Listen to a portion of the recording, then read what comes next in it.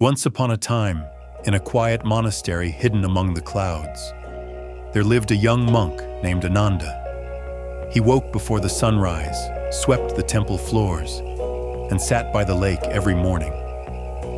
His heart was calm, yet not at peace.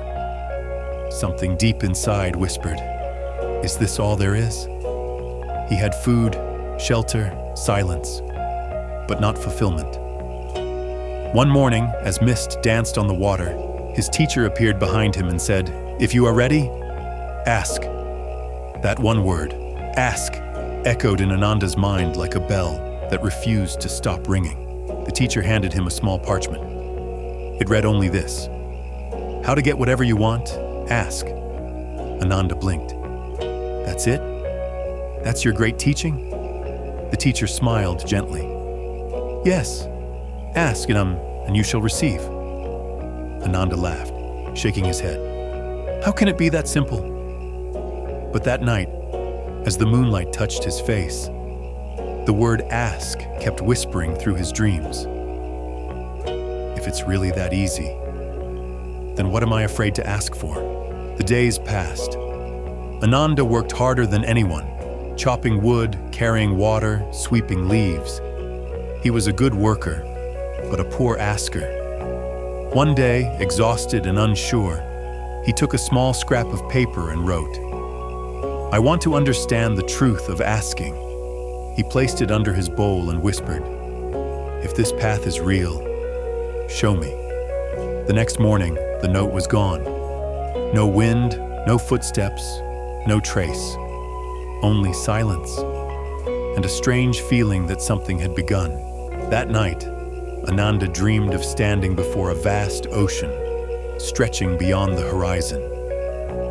A voice from the wind spoke, "Success is not in short supply." Ananda looked around. The ocean shimmered endlessly, but in his hands was a tiny wooden spoon. The voice echoed again, "Why do you come to the ocean with a teaspoon?" He stared at it, embarrassed. "If you want more," the voice said, "then trade your spoon for a bucket." A flash of lightning lit the sky. Ananda gasped awake, heart pounding. He finally understood. The ocean was life, and he had been asking too small.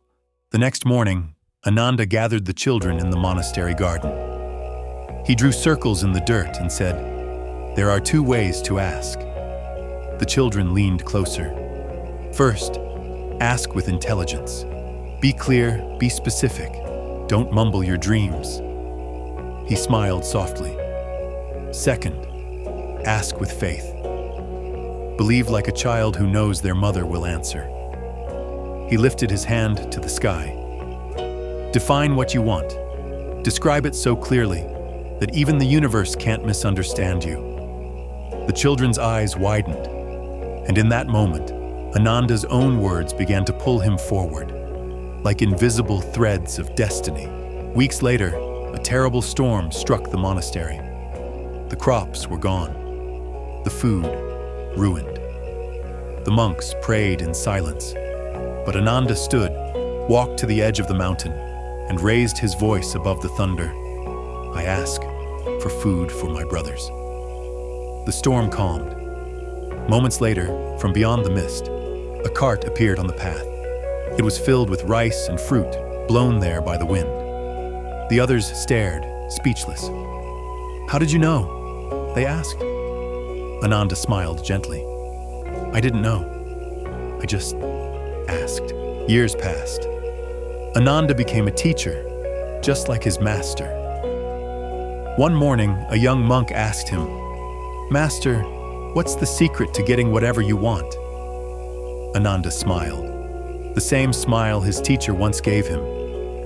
"Make plans like an adult, but believe in them like a child."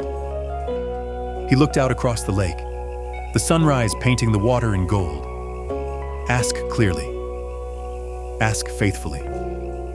And then, step back and receive. He closed his eyes, feeling the warmth of the sun. Because the universe doesn't serve the silent, it answers those who ask.